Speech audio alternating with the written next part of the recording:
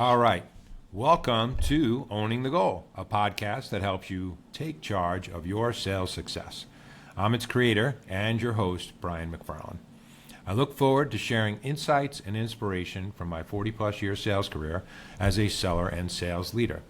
Like you, I'm more than just a salesperson, which is why this isn't just a podcast about sales. I'll talk about my other passions too, like books, sports, music, and mental health and fitness, and how they all relate to hitting our goals, because success in sales is success in life. And today, our listeners, you are in for such a treat, because when I started this podcast, it was one of the top people that I was hoping to get on the show, and he finally agreed to come on. And it's so special because I know so many people are going to get so many benefits and little nuggets of learning with just listening to this amazing gentleman's story. So we're going to welcome Mr. Tom Mitchell. Tom is what I say is a retired master salesperson. He's in our pre-interview, he's going to change that a little bit, who lives in Chicago. And I'm so grateful here to have on the show. And what I'd love to do is really turn the mic over to you, Tom, and just tell us about yourself, your sales career and your life career, and your journey to have landed so successfully in life. And thanks for joining us. Well, thanks, Brian, for having me on. I really appreciate it. It gives me a lot of opportunity to think about my past and what I can contribute to your audience. I think I always go back to the early days of my career. I was at a co-op university called Northeastern University, and I was fortunate to work in the computer center on my co-op job. You know, we alternate study and work, and they're in Boston. So I enjoyed computers very much, and I thought it gave an outlet for creativity. I could design my own programs. I could solve problems. And I guess that's what I enjoy doing the most, being with people and solving problems. And I took that idea and made a career out of it, basically. And I was very lucky to get in 1959, in the early days, when there was a myth about computers. And they had to trust people who provided services to them that these people were giving the correct advice, and trust was a very part of what I was selling, in a sense, my ideas. And what I enjoyed doing was, I guess, doing new things. I worked for Digital, one of the largest, the largest mini computer company coming right out of the Army. And I did enjoy working in that environment. They gave me the ability to run a product line. The product line was my concept of making an engineering and scientific mini computer into a business computer. And we grew the business to 130 million through resellers, 300 so resellers. Some of them were kind of shaky businesses, and there was a lot of turnover, so we instituted a business management class free of charge to the resellers to help them manage their business, because they were all technical. So anyway, I enjoyed that, but I didn't. All of my ideas were just contributed to the company, and the company had entrepreneurs within the company who ran with it. And I was a little disappointed with that. I wanted a management job. I needed to develop management skills. So I left Digital after 5 years. I was a product line manager there. And I went to UARCO, one of our dealers, thinking they're in Chicago. I uprooted my family, moved to Chicago, the town of Barrington, Illinois. UARCO, a business forms company, wanted to hedge their offering by offering a computer-generated forms on the screen as well as paper forms. They were worried about the paper forms business going away. Of course, it did. And then they got cold feet because the investment was a little high. We weren't generating the repeat business because our intention was to use the Oracle sales form business form business to sell computers, and they just couldn't do it, or they weren't incented to do it. Right. Tom, let me ask you for a second. So first off, 130 million back in that days, that would probably be like $1 billion now, right? Yeah. That you created. So that's amazing. And what courage. So what I'd love to know a little bit is, now you have this family and you decide to uproot and go to Chicago.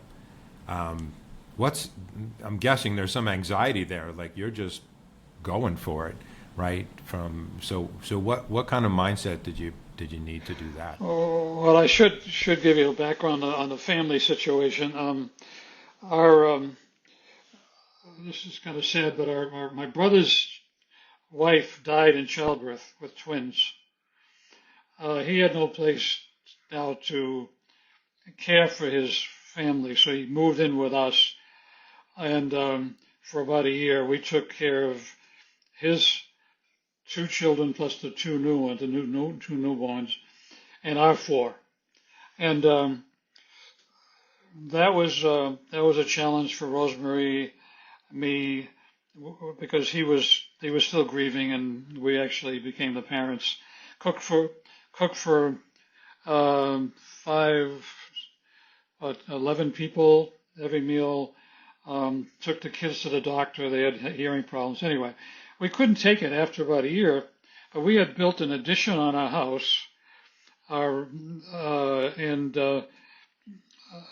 He moved out, and here we are stuck with this big house. And I don't blame him for moving out.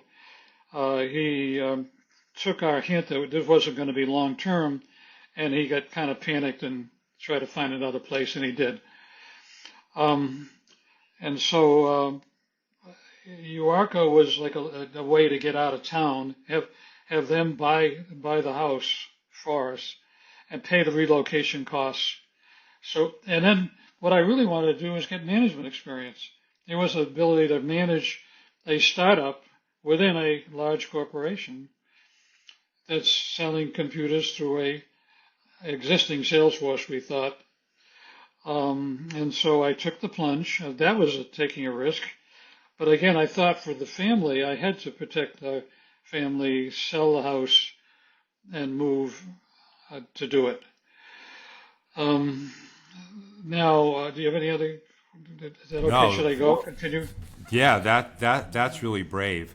I wanna, and we're moving around in time here, but when we were talking prior, you told me a little bit, so I wrote down that computers were a myth, right? So you had to build trust and, connect with people. And one thing you told me that I think people would love to know is when you talked about your dad being a bartender and what you really learned from him. I'd love for you to tell people that. My dad would fill a room up and give everyone laughing. He told corny jokes that everyone laughed at. Same jokes over and over again. But I was a quiet one and my mom was too, because he just takes over. He was the center of our family.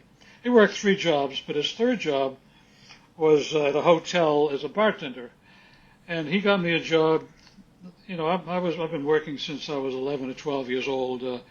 I started selling on a fruit wagon in Dorchester, Massachusetts. So I was a hard worker. So he got me a job sitting behind him as a cashier at the hotel, and I was able to see him and how he related to people.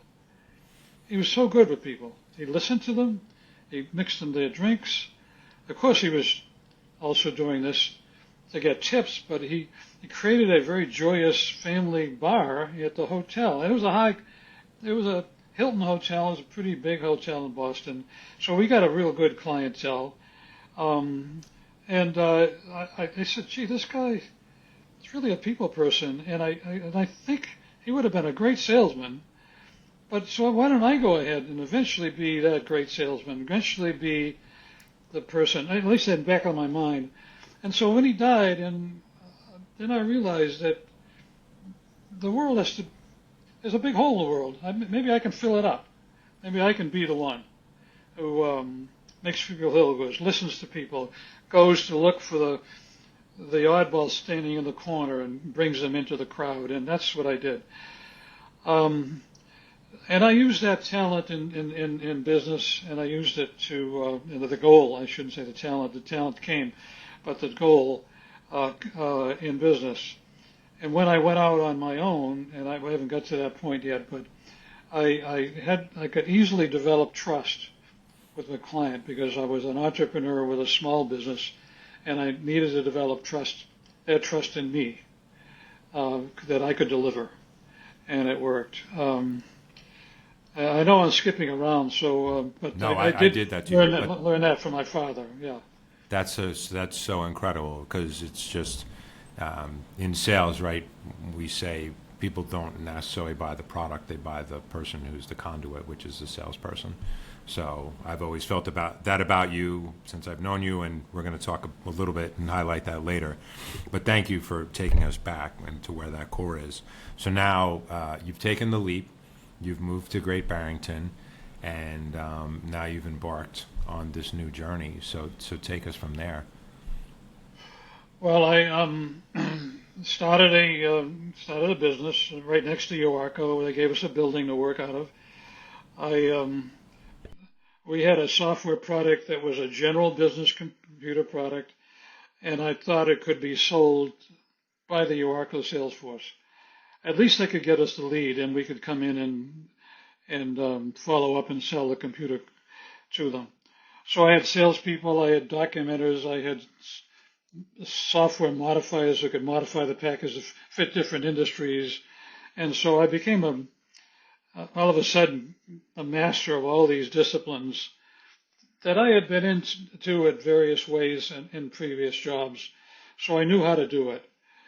What I didn't expect, and the surprise was, that the Yoarco's business form sales force, they were rewarded more for ink on paper than they were to sell computers. And it scared them to sell the computers. It was a little too technical. We weren't asking them to sell it, but they didn't even have the courage to identify a prospect. So here we were developing clients on our own, and we couldn't cut it up to scale, and they realized it. So the overhead was high. They weren't making money in their forms business. So I had to find another career, another job, because they laid us off. I did one thing I'm proud to do. I treat people that work for me as part of the family. I want to make sure that every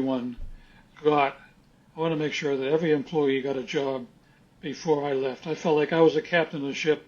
I was going to be the last one to leave the ship. And they all did. I felt good about that. I asked Yoarco if they would give me the contract that they have with Digital for quantity discounts of up to 35%. I took the software product that we had, and I was able to get the rights to sell it. However, I'm in the basement of my house sitting on an old sofa bed that we couldn't use upstairs and in the basement, and there's mildew and everything. And me and a telephone calling Digital customers that I had met at Digital User Society or heard they were Digital customers, and saying, I can solve your computer needs easier at Digital. Digital did not have a real good sales force. They sold it as a commodity. Take our manual, here's the price. When you're ready, buy it. I wasn't that way. This is the right computer for you. What's your problem? Tell me what your problem is, and I'll tell you what you need. And I'll even provide you a demo to use it. So I use this technique with Kraft General Foods, some real big name accounts, Midwest Stock Exchange, Children's Hospital, Blue Cross Blue Shield, Motorola, and I got long-term contracts with these people, selling product initially. But I knew that the margins in product were going down, down, down. We had the mini computer business had gone away. I'm still selling terminals to mini computers, but not really any much hardware. So we're turning into a service organization now. How do you fix this terminal you sold us? And then we started to hire up service engineers who would do the servicing. Better Yeah. margins in service. And we eventually got out of the hardware business totally and made a business totally out of service. Systems integration service, help desk service, network services, and so forth.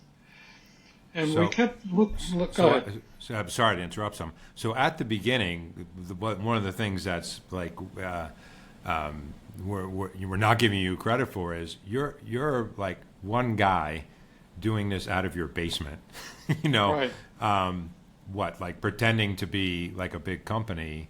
Because if you're calling Kraft General Foods, you know, as amazing as you are, they're not going to buy from like a one-person company because they want. So how did you position yourself as this entity that like Kraft General Foods is going to be like, oh, you know, we're going to hire this guy's company? Well, we did have a little smoke and mirrors. We did we did hire a friend to be a secretary so we could have at least somebody answer the phone. Our son worked for us in the back. Rosemary joined us later on, and she would always say, I don't know if your product's in, let me call shipping and receiving. We have truckloads of product coming in, and while the truck is in the driveway, we're sticking our labels on the packages and having them shipped to the customer. Sometimes put in a warehouse because the customer wasn't ready for them because we didn't have the warehouse. We had trucks in our driveway and that put a asphalt driveway. You can still see today probably where the truck made a little indentation in the asphalt.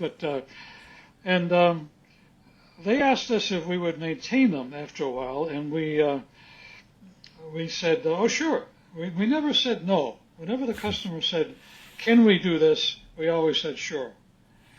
In addition to looking for any problems that you think we can solve that you aren't solving now, please have us do it.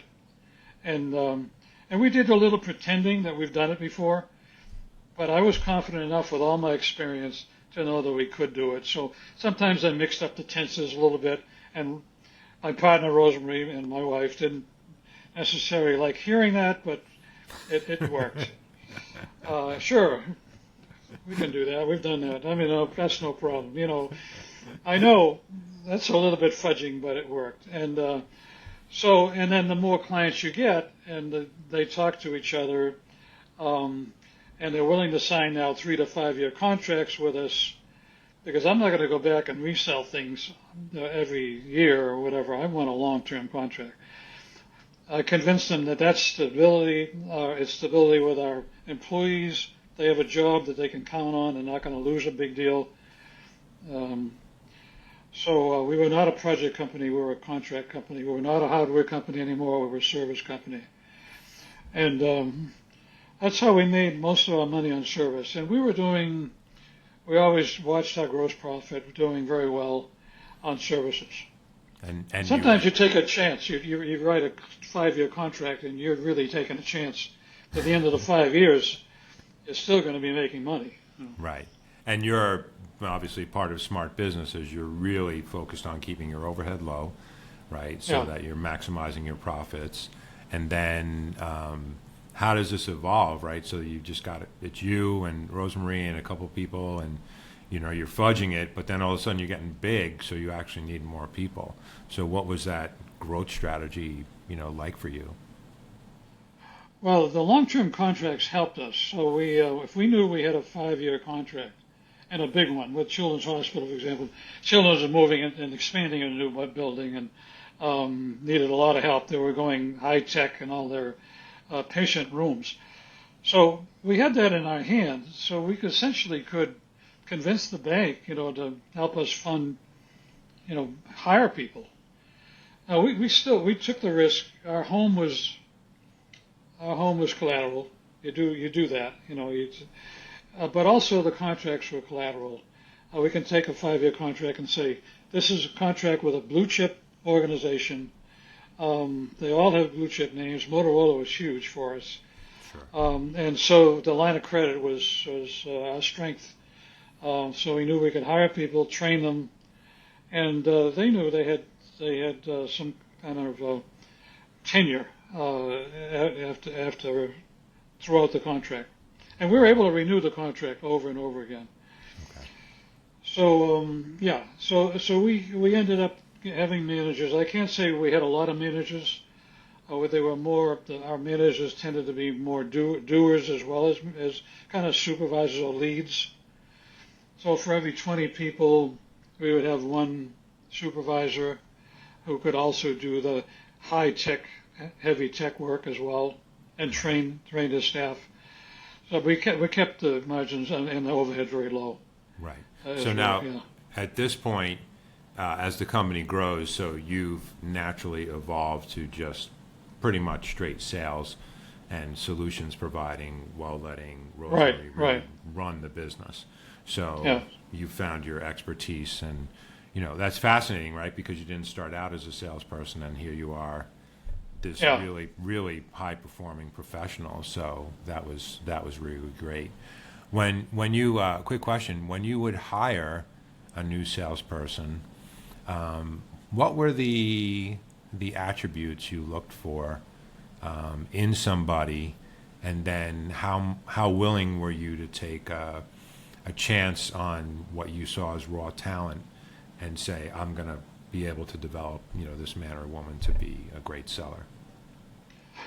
We're looking for listening skills, problem solving skills, a good personality, a good communicator.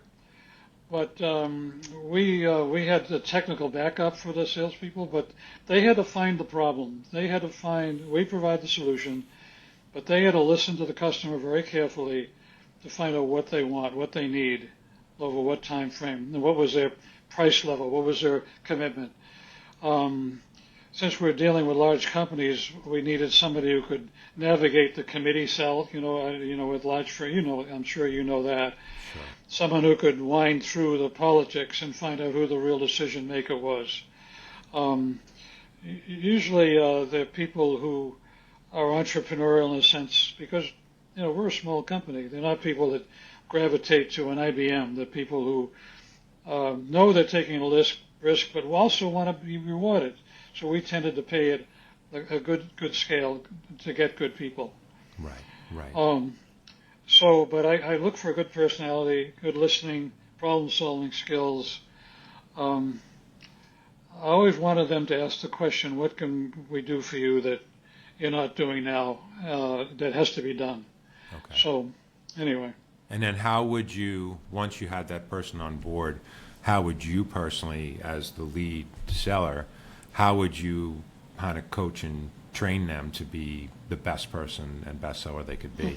Yeah, that's where I probably was the worst in my situation. I was not a very good trainer. I had the attitude that if Rosemary was much better. She was more of a mentor than I was. I'm more of a, here's the job. Any technical training you need, I'll do it. Come to me with the deal, and I'll help you propose it. But I relied on the salesperson to be fairly independent, with their own schedule. I didn't want to watch over them, but I didn't have a lot of tolerance for bullshit. I'm sorry if I'm recording this. We're real. This is reality. I wanted them to, when they communicated, to have something to say about us. Develop their own elevator pitch. We would give them an elevator pitch as a company, but they needed one that pertained to that specific prospect and their situation. And it had to be worthwhile for the customer to listen to. But we didn't. I can't say our success rate was very high hiring salespeople. We tend to sell large companies, which are a long selling cycle. So I think we had over the years maybe 2 great salespeople and maybe half a dozen mediocre salespeople. Okay. some of them, the one that sold Motorola was, fortunately, he left at the wrong time. He wanted to sell them hardware, and Motorola's current vendor went out of business. The current vendor for services went out of business, and Motorola then said, your salesman's no longer here. I wanted to ask you if you can take over this multi-million-dollar contract for help desk services. Thank you. His name was Steve. I say, thank you, Steve. You wanted to sell hardware, and you missed a completely, great commission deal right after you left that was closed. I wanted to call him up and tell him that, but right. He was a hardware salesman and ignored the services side. So did another person in the sales organization benefit then from that deal, or you? No, I benefit. We took all the commission. Yeah. Of course. So of course. I hired a very good account manager. Okay. Because at that point, that's what it needed. Right. Somebody who would maintain the account because it was that big. It was already sold. It was already sold. Yeah. Because I've hired and fired so many salespeople. Just question of curiosity. So you hire someone. How long would it take you sometimes to realize this wasn't working out? This was a bad hire, and then you had to make a decision to let them go, which is really, really hard, especially with how nice you are to people. Yeah, being nice was the problem. We tended to be a little too nice. I didn't let them go right away. It took me about 3 months to figure out that they were mediocre, and we needed more than mediocre. Sure. None of them were bad. They're just mediocre. Okay. And so it would take me 3 months, but I waited and waited till they were convinced. They weren't making the money on commissions. We had to pay a pretty high salary in our business because it was a long selling cycle. So the commission, they could do quite well just on the salary, we thought. But they realized they weren't contributing, and they would fire themselves. Really, what had happened. Right. And that sounds about industry average. I've read so many books, and I've always felt that first 90 days for both the employer and the employee is everything. And if it's going to work, you're going to know in 90 days, and if it's not going to work, you're going to know in 90 days. So you just kind of cut the cord. There's a lot of commodity salespeople. Sorry, I didn't mean to interrupt you. No, it's okay. People who can sell product, but selling services are a totally different thing. You're selling yourself. You're selling your ability. Right. As a representative of the company, and that's a different sell. Right. Now, and by the way, the name, it was ABS, and what did that stand for? It was Applied Business Systems when it was part of UARCO. Okay. And then I made it ABS Associates. And then our motto was always better service. Oh. So it kind of tied in. We could make it Applied Business Services, but it's always better service was our motto. Oh, I love that. And not only better than your alternative, but better every day. So and it was a challenge to keep up with that. Right. And at your peak, how many people were in the organization? At our peak with Motorola, we had about close to 300 people. Wow. We were still a small company, though. That's a pretty big, small company. Yeah. It was. And you have an office at this point, I'm guessing, of 300 people. Oh, we had an office and a long, 5-year lease and so forth. But I didn't give up on my desire to tinker with software. I just want to brag a little bit about our company. In order to be a good help desk company, you had to have a voice over IP system. This is when everyone now, there's no telephones anymore. People can talk like we are over the internet. That was brand new when we started, and we were one of the early adopters. Right. That allowed us to keep our overhead low by having 60% of our help desk agents work from home. Wow. And 24/7. We had to service hospitals. We needed to do 24/7 for emergency rooms and operating rooms and so forth. So we did that. the hospitals were big on HIPAA. They wanted their data protected. We were the first, so we didn't call it cloud, but the first to host our systems in a DoD secure, site away from us. Full redundancy, full security, you name it, it's got everything in it. Diesel generators, backup diesel generators. So we were the first to do that. The help desk that were around when we were was a big, I don't know if you remember, this big factory-like with a bunch of cubicles where everybody worked in the cubicle, and they had big iron AT&T mainframes that were doing all the calling for them. Wow. We had ours running on a PC server. We had recorded every call. We had recorded the metrics, how long it took to answer, and so forth, on a PC in a cloud, a cloud that we owned. Wow. That was so forward. But again, you're trying to keep your overhead low. I don't want to rent more space. I want to keep that overhead low, and I want to keep our customers secure, and I want to do it 24/7. And it helped us when we were losing a key employee to California. He wanted to Palm Beach and wants to be with his buddy in Palm Beach. Fine, you can do software development there over voice over IP. You're going to Texas. You want to go to Texas? Cost of living is lower there. Fine, you can be an agent in Texas. Wow. We still know what you're doing. We recorded every call. We know how quickly you take long to pick up. We have the customer satisfaction surveys. It was all automated. And that was the only way we could do it, to keep our costs down. Wow. And that's where my technical background helped.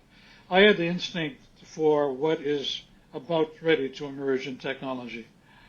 I mean, I made some mistakes earlier. Our early voice over IP was a little crackly. Maybe you remember any of those days, but it wasn't really solid. And we had to perfect that, had better routers, better microphones, better PCs, but we did it. I'm getting carried away with the technical. That's sort of my background. No, I love it. And then, I mean, I'm learning so much through the conversation. So, my gosh, cutting edge, people working remotely, like that didn't exist, in my life until arguably COVID, which wasn't that long ago, right? So you guys were so cutting edge. And I can imagine for an employee, for you to be able to say, because they probably, when they told you they wanted to move to Texas or California, they probably thought they were gone, right? It wasn't going to work. And then you're responding them to saying, no, we can make this work. We can make this work. And then they're going to be doing better, because if they're making the same money but with a lower cost of living, that's right. Everybody wins. Everybody wins. Yeah. That's amazing to be so on the forefront of. Well, we did it out of necessity. If you're paying attention to costs, and you want to keep your overhead down, and you want a reliable, proven 24/7 service, you have to do these things. Okay. And that's what drove us when I lost my job at Uarco to start a company. It was all the fear. There's nothing like a motivator like fear. When you have to make your numbers, and salespeople go through that all the time. What if the bosses are always saying, "Did you make your numbers? Did you make your numbers?" And it's that adrenaline rush that you get that pushes you to do things you didn't think you could possibly do. Right. Great motivator. Right. It is a great motivator. And then, you and I talked about this at your kitchen table recently. As long as you're working for someone else, you're not totally in control of your life, right? In fact, not at all. But you made the plunge to say, well, this is scary, but I am going to be in control of my life. And your numbers are your costs of, keeping your family and your home. And as you mentioned, in the pre-interview, you're talking about a 22% mortgage. Like, I barely remember that. I can't even imagine. I have 4 kids, 1 in college, and my mother-in-law, who was recovering from an illness, all living with us. And Rosemary didn't say anything. I just took off and sold some software in Rochester, New York. I did some consulting to AT&T, who wanted a reseller program. And I did all this with her support, her basically staying quiet. I think she wonders what the heck I was doing. Where were we going to live next month? But she's a good wife. Yeah, she's amazing. And she ended up, by the way, running the company, and being the CEO of a company. So yeah, I mean, yeah. absolutely. Between the two of you, two of the smartest people I've ever met, and she was so helpful in the brief conversations I had with her, just bringing up business challenges or whatever, and in a minute, talking to both of you at the table, you remember the conversation. Like she just had an answer. Like this is what I would do. So that's truly incredible. So you two are quite the team. Now, how long was the run of the company from start to finish? When you it was 25 years. I guess. 25 years. Okay. And then what led you? At what point did you get to the point where you're just like? So we've been retired. We started in '82, and we sold it in 2017. So that's at 18 and about 20. Yeah, about 25 years. Wow. So and we sold out, and this is a challenge. We were looking for a synergy, a company that sold products and needed a service arm because that's what we were. We thought we could leverage and get a better deal for the company that way. Our then son-in-law, who's no longer our son-in-law, but he was in a young president's organization where they posted companies that his members wanted to buy, and it tended to be there was a good opportunity for us, and he connected us with an Iowa-based company that wanted a service arm, and within 6 months we had a deal and sold out. Wow. We had to hold back, I think, 10% for a year, but they wanted to do an audit to make sure that the books were right. And we've been living in Chicago, enjoying the good life ever since. Right. We invested the sales money and living off that, and doing quite well. I mean, was it hard when you got to the point of, well, I guess walk myself and the listeners through that you've built this incredible organization. You're hopefully being obviously financially rewarded, as you should, for all your hard work and innovation. And it's like one of your children, right? You built this thing. Yeah. At what point did you get to say with Rosemary, like, okay, we're ready to step down and move on? Yeah, actually, I got it real early because Rosemary was running more and more of the company, and I was writing a novel and writing my memoirs. I like to write, and poetry and so forth. And so I'm playing golf in the afternoon, taking off at 3 in the afternoon, coming in at 9. And I said, I don't even want to come in. She said, you got me into this mess. You better stick around. And I said, okay, I'll stick around from 9 to 3, but I'm going to be playing on the golf course, and from 9 to 3, I'm going to be writing my novel. So, and then eventually she got the same feeling that in her stomach that I'm tired of doing this. I'm tired of getting up every morning. We were taking Fridays off. That helped. We didn't work Fridays. And then eventually, that even 4-day weeks wasn't fun anymore. So, but it was a feeling that you got. It just became routine. Right. And, right. So then once you sold it, well, congratulations. I mean, that's a huge success story.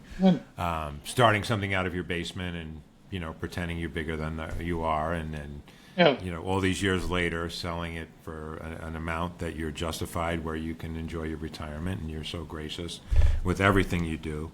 One initial question is, so you've been done this, and I know at that point you're tired of it, right? You're a great cyclist. You want to golf. You want to do these things.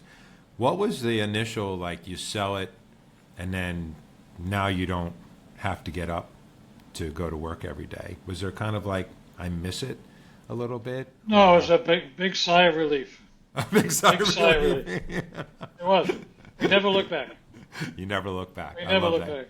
So the No, feeling, never. the feeling was right, right? It was like, For okay, both of us. there's Yeah. good, there's money in my account. I'm good. I built something, and Well, we joined a club we like in Chicago, and we make friends here, and there's so much to do here in the city. We love the city. We love Boston, but has a lot more going for it, we think, as a city. Rosemary's on a lot of committees, nonprofits. Uh, sh- she she does work for the Graduate School of Business at IIT. We got our master's degree in 2012 at the University of Chicago. So we enjoyed a lot of that. So we're still busy. In fact, we're more busy now than we ever were. I know, which is why I'm so appreciative of you taking the time to do this. You know, so that there's a couple things. First off, you've always impressed me, both of you, as just, and Marisa and I talk about this all the time. Like, you are both such lifelong learners. Like, you never stop. You know, you're always going to classes and figuring things out, and just so that passion has never left you, neither of you. Oh, we're taking a class on Stephen Sondheim and all his plays right now. And, tonight we'll be attending a gourmet dinner group club at the Union League Club. And tomorrow, next week, a speaker from the Crime Lab is coming to the University Club. A speaker that I got into the club is now publishing a book and talking about it. So, and Melinda Gates was in town giving a lecture, and we met her. We met, Wow. it's just things happening all the time, all around us. Right. And yesterday we were in the Botanic Gardens looking at all the new spring flowers, trucking through the woods. We're always doing something. Right, right. And just really making it your best life ever, and really being grateful for every day. There's been, and as we're heading towards our close, Tom, and I know our listeners are like furiously writing notes, of just like, wow, I just learned this, and I learned this. So one question, and I tipped my hand with you early on in the preamble, but one thing that has always fascinated me about you, and I've known you now coming on 2 years, is, so I'll give the listeners the vision. We went with you and Rosemary and Maurice and I to the Met, and you were going to show us this special painting that friends of yours had helped restore, and it was like really just a great story. So we go look at this beautiful painting, and you told us all the stories behind it, and we're both going to Italy soon, so we're going to try and meet those people. But the point of the story is that at one point we lost track of you two, and we couldn't find you, and we were just looking, and all of a sudden we just saw this group, this circle of easily 20 people, and they were surrounding, and Maurice and I just looked at each other and said, he's in the middle of that. And I said to her, I just shook my head, and so I want to throw the question to you, because that's not like normal, and it's like my highest compliment ever. So everywhere I've ever been with you, whether you're there for 5 minutes or 20 minutes or an hour, inevitably you attract a crowd of people around you. So what is that? Because our listeners, who doesn't want to develop that kind of a skill, a talent? I'm not sure what it is. I don't have it yet, and I'm trying to figure it out, and I'm trying to learn from you. So if you had to put your finger on that, like, what's that all about? Because it's so special and unique. It's kind of a calling that you get. I think it's sort of religious based. I don't want to get too spiritual here, but I think we're all called to serve others, and there's a lot of opportunities to do that. In front of a painting, I happen to have seen the restoration process. We got some hardcore New Yorkers around the painting that didn't know how that process worked. They don't talk to everybody in New York. They pretty much stay with themselves. And I got them, interested enough so they did, yeah, they were curious about the restoration process. We were there in Arezzo, Italy, when this Renaissance work was being restored, and there was holes in the painting, and they had to fill it up with the matching paint and the original matching paint, and they were curious about that. Instead of it just now a painting, it had a little history, and there was nothing describing that. There was no plaque on the wall that said anything about it, so they were generally interested in wanting to know more, and I took advantage of that. I told them where it came from, and but I think I think my father had that calling. I had it. I wasn't going to be a priest until I found out you had to be celibate. but I think, you know, even in broker school, I ran the candy concession. I was the patrol leader. I was an altar boy. I was always serving in some capacity. And I don't know why that happened. It could be the nuns. It could be my father. I don't know. Not everybody has it. But if you do have it, you want to use it. Yeah. You want to help others. Yeah. But I also think you have it, but you also, you work at it a little bit, right? It's not easy for me, really. It isn't. Yeah, I mean, it takes. I'm really on the shy side. If I come into a crowd, I'm very blah, blah, blah, blah, blah. I don't know. So I just talk nonsense until somebody listens. It's funny to hear you say you're shy, because just on the scenario I just painted, you wouldn't think that. And then I didn't know you were looking. I actually didn't know you were watching. Oh yeah, because it fascinates me. Is I'm a professional salesperson and a lifelong learner, and I'm actually kind of shy as well. Most people wouldn't think that, but I couldn't even do close to what you can do, and I just tip my cap because I'm like, I wish I could do that, and I just don't yet. I would love to serve. I think I serve more on an individual basis. I can't figure out how to do it on a group basis yet, but it's so special, and the world is obviously a better place because you're here. And then one last anecdote, and then I'll ask you, as I ask all our guests, is to kind of leave them with one thing that you learned. One story I felt, and we got to interview this young woman, was the story which I'd love for you to tell our listeners of. You do a lot of walk around on the track in rehab, from your hip surgery, and I feel like you changed a young woman's life. So tell the listeners a little bit about what that was about. Corey, I think you did a podcast on her. Yeah. Yes, we did. I walk the track. I don't run it. I walk the track, and she was sitting at a picnic table all by herself, nobody talking to her, in a wheelchair. She had her earphones on. I think she was listening to music. And so I'm right across from her. I'm doing my sit-ups, to help my hip injury. I'm looking at her and saying, everyone's walking by her, ignoring her. That can't happen. Not in my community. So I finished the sit-ups, and I was right across. I walked over to her. I said, how you doing? Good. And she was very receptive. She had the look of her that she was looking for someone to approach her, so I did.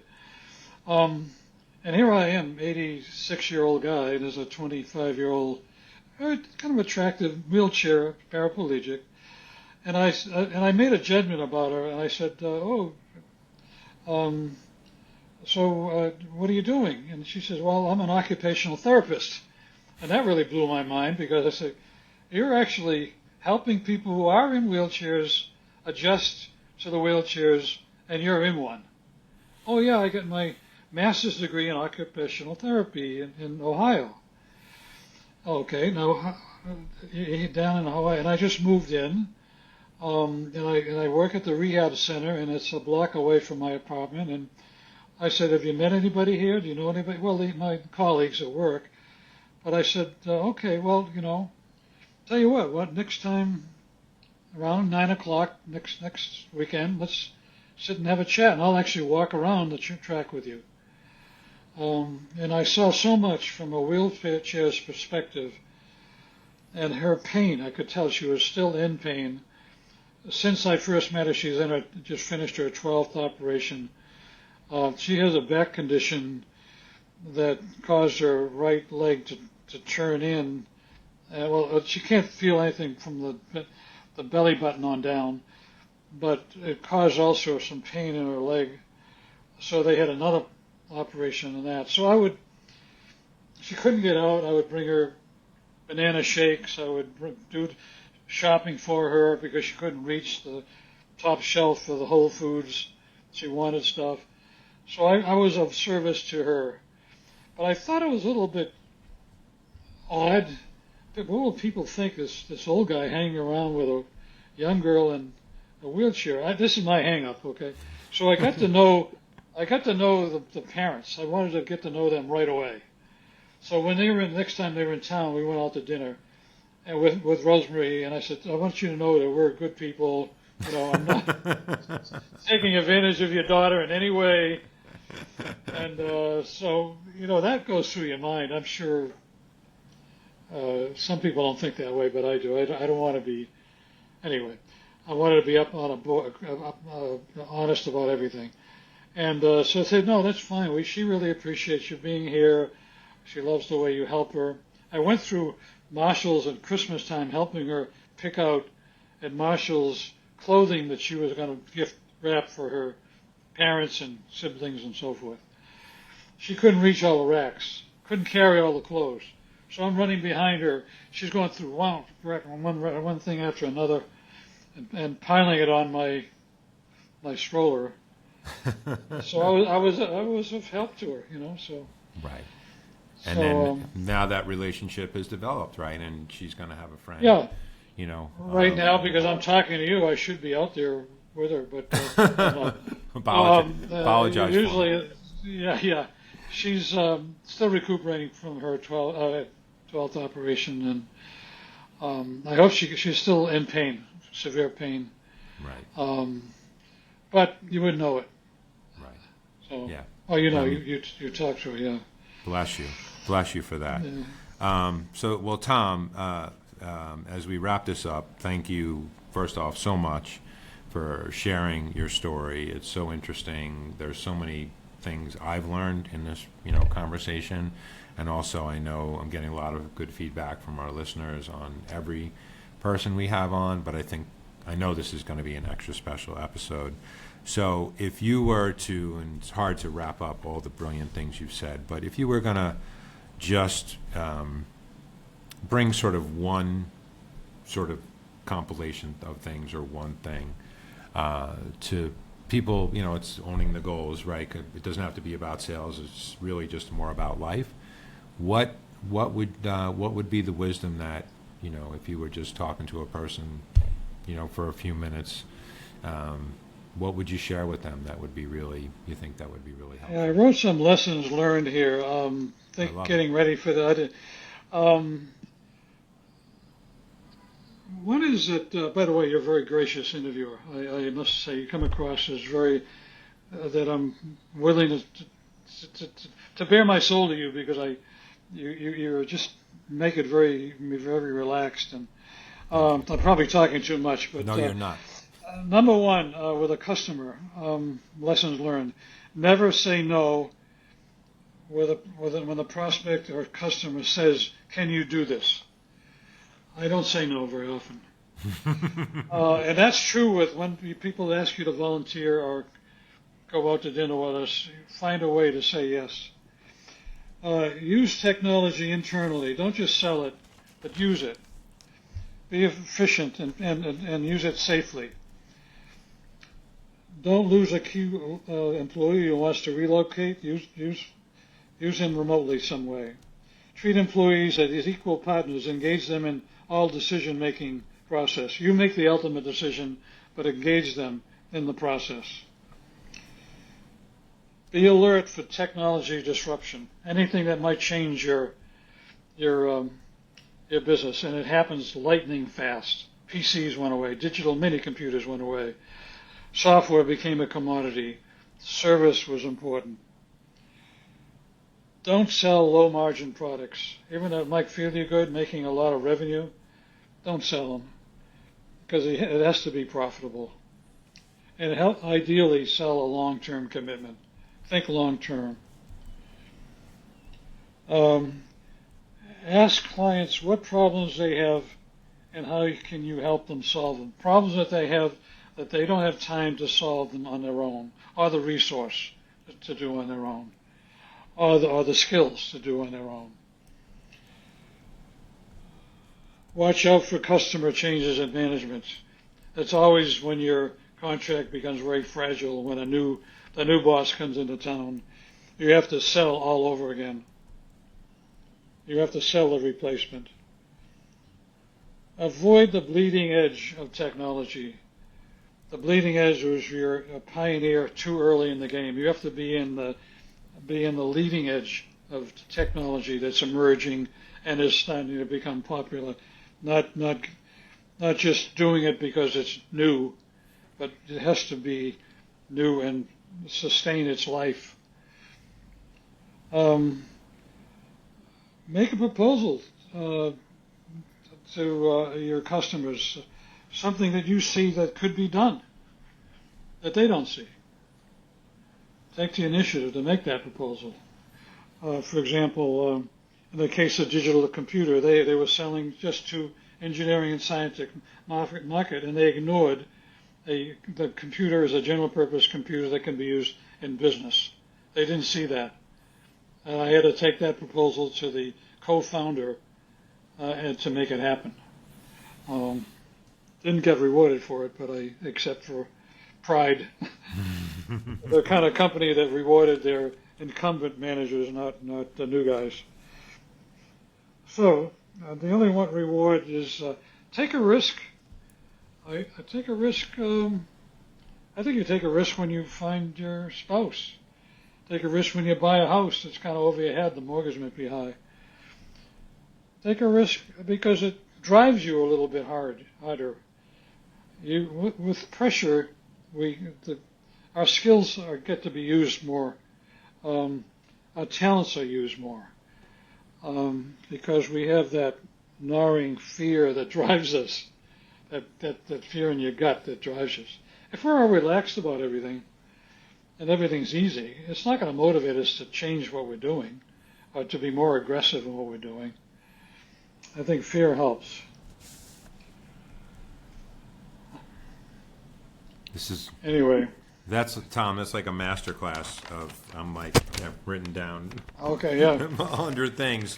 Can you read your own writing? I can't. I can. You just didn't see it. That's like, one of the things I've learned to do as a salesperson is when a customer is telling me what they need is kind of figure out a shorthand way to record it so that you can keep the engagement going on. But I have to tell you, that's you're an amazing teacher. You're an amazing mentor. You're an amazing person.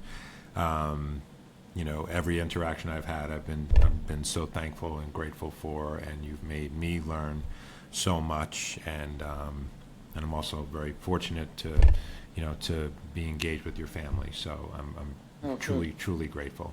So thank you so much for your time. Thank you for sharing your story. Good luck editing.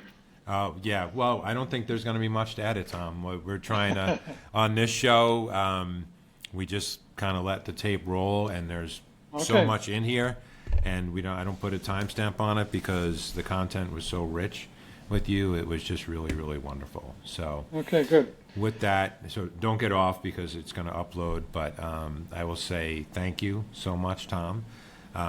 This has been just a wonderful episode of Owning the Goal. I know the listeners have gotten a lot out of it. I'm gotten a lot out of it selfishly. And this is the goal of the podcast, is to help you take charge of your own success, whether in sales or in life. So we launched this episode will go live in a couple of weeks. but letting you know if you're listening, we launched our website yesterday, so it's owningthegoal.com, and we're always looking for interesting guests like Tom.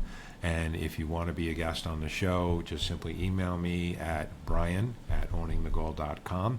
I'm all over social media, Instagram, Facebook, so you can find any of our platforms there, and we're on all podcast platforms. So whether you want to watch the show on YouTube or just listen to the show during your commute, I know you can pick up some tips. So with all that being said, once again, Tom, thank you so much. Thank you. Get outside and do your thing, and I imagine we'll be talking to you once again soon. So Okay. We'll stop. Thank you very much. See you later, I'm sure. Hold on. Take care now.